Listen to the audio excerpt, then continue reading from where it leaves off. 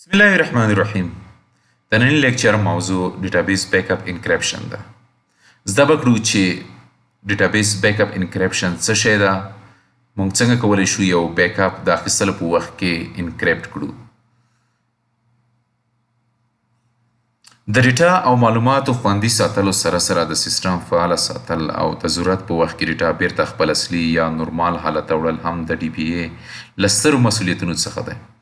تر څو د کمپنۍ په کاروبار ناوړه اغېز ونه کړي. د ډیټا خوندیتوب ته نه یوازې د جریان او تګ په وخت کې ورته پاملرنه وشي، بلکې د بیک اپ اخیستنې او هم وروسته له بیک اپ هم ورته جدي پاملرنه وشي،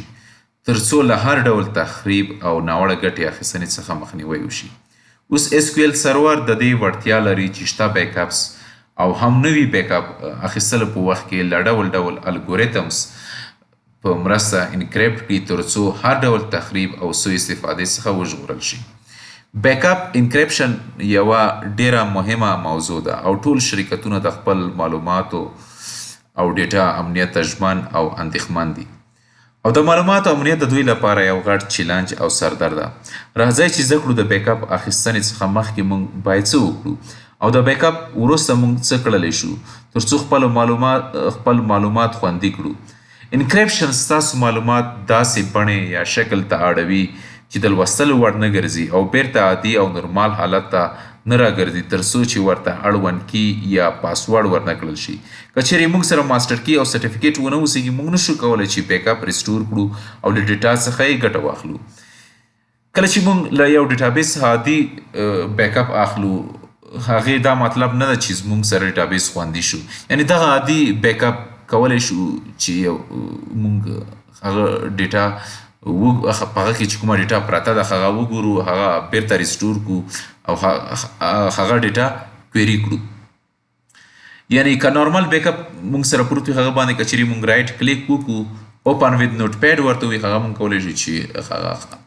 نوټ پیډ کې خلاص کړو، هغه ډیټا هلته وګورو، یا په یو بل اس کیو ایل سرور کې هغه ریسټور کړو او ډیټا یې کویري کړو. د ډیټابیس بیک اپ انکریپشن دپاره ځو اس کیو ایل سرور ته. دلته د ډیټابیس بیک اپ انکریپشن چې دا ما په شپږو مرحلو ویشلی ده، یعنې په شپږو سټیپونو کې دغه ما ویشلی ده، چې لومړی کې زه له ډیټابیس څخه یو نورمال فل بیک اپ اخلم چې ستاسو مخکې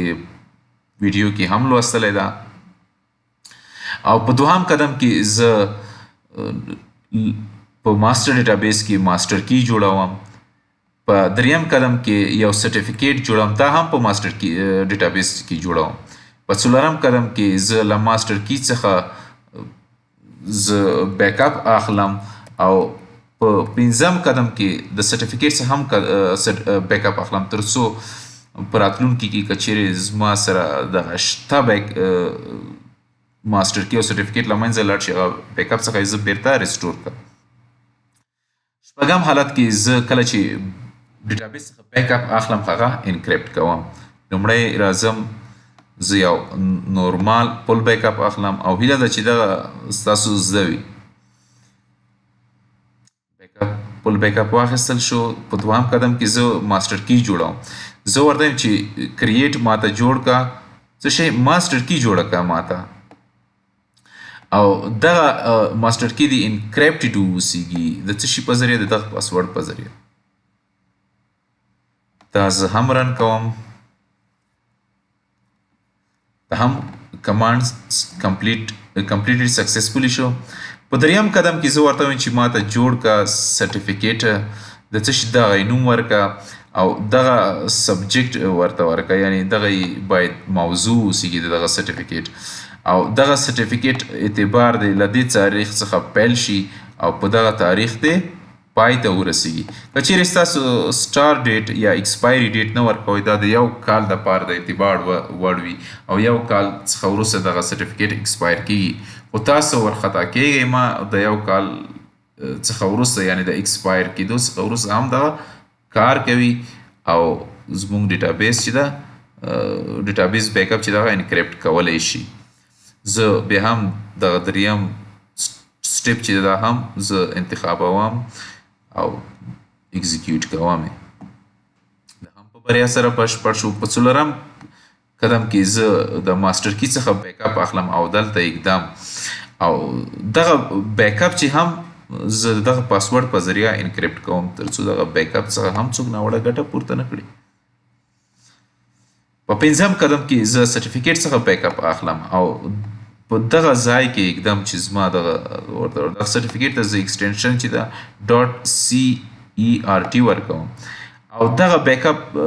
سره سره زه یو پرایویټ کی هم جوړوم چې دغه په ذریعہ دغه بیک اپ چې دا انکریپټ کوم ترڅو دغه څه هم ناوړه ګټه پورته نشي. دا هم په بریا سره بشپړ شو. او شپږم قدم کې زه ورته وایم چې زه د مای ډیټابیس څخه بیک اپ اخلم او په دغه ځای کې اقدام او دغه بیک اپ چې د انکریپشن چې دا فعالوم یعنی انکریپټ کوم د کوم الګوریتم په ذریعه دغه الګوریتم په ذریعه زه انکریپټ کوم دغه الګوریتم څخه زه ګټه اخلم او دغه ماسټر کی یا سرټیفیکیټ په ذریعه زه انکریپټ کوم هم زه رن کوم. اوس که چیرې دغه بیک اپ چې دغه نوم ده زما څخه څوک غلا کړي او بل ځای ته یوسي هلته د ریسټور کولو کوشش وکړي یا یې د کارولو کوشش وکړي نو هغه به په دې بریالی نشي چې دغه بیک اپ ریسټور کړي او دغه بیک اپ څخه ګټه واخلي تر څو پورې چې هغه دغه سرټیفیکیټ ریسټور نه کړي. فرض کې زما سره زه یو بل SQL سرور ته ځم اوس مهال زه یو بل SQL سرور کې یم دې لپاره زه لومړی د سرټیفیکیټ ډراپ کوم او هغې څخه وروسته دغه ماسټر کی هم ډراپ کوم یعنی اوس مهال ما سره بیک اپ خو شته ده انکریپټډ بیک اپ خو هغه سرټیفیکیټ او ماسټر کی نشته ده چې هغه زه ریسټور کړم. که چیرې زه دلته دغه انکریپټډ بیک اپ چې ده هغه ریسټور کولو کوشش وکړم دا به ماته اجازه نه کړي چې زه بیک اپ دې ریسټور کړی شم دا ځکه چې ما سره سرټیفیکیټ موجود نه ده او دغې دپاره دغه تم برانډ چې کوم ده چې هغې آی ډي دغه ده هغه نه پیدا کېږي. که چیرې زه یو بل سرټیفیکیټ جوړ کړم یا همغه سرټیفیکیټ جوړ کړم همغه پاسورډ هم ورکړم بیا به زه هم ونه کړلی شم چې دغه بیک اپ ریسټور کړم او که چیرې زه سرټیفیکیټ هم جوړ کړم یعنی همغه سرټیفیکیټ جوړ کړم ما مخکې جوړ کړی و او کوشش وکړم چې بیک اپ ریسټور کړم بیا به هم ماته اجازه نه کړی شي بیا به هم همغه ایرر وسیږي. دا ځل چې زما دغه نوی ماسټر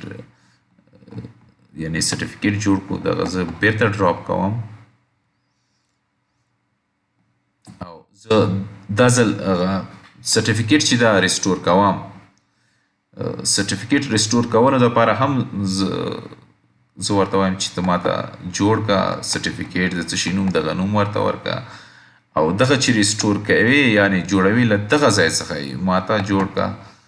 او دغه پرایویټ کی چې دا د ډیکریپشن دپاره یې وکاروه یعنی لومړی موږ دلته انکریپټ کړی و او دا ځل یې ډیکریپټ کوو. زه دغه اکزیکیوټ کوم یعنی دا هم په بریا سره بشپړ شو. اوس که چیرې زه ورته وایم چې هغه انکریپشن بیک اپ چې کوم ده هغه ته ریسټور کا دا ځل به ماته اجازه راکړي که دا زه په هر ځای کې وم او په هر سرور کې وم هغه به ریسټور شي او دا کارولو وړ به وګرځي. دوستانو دا اوس موږ د نن ورځې موضوع تر بلې موضوع پورې په لوی چښتن سپارم.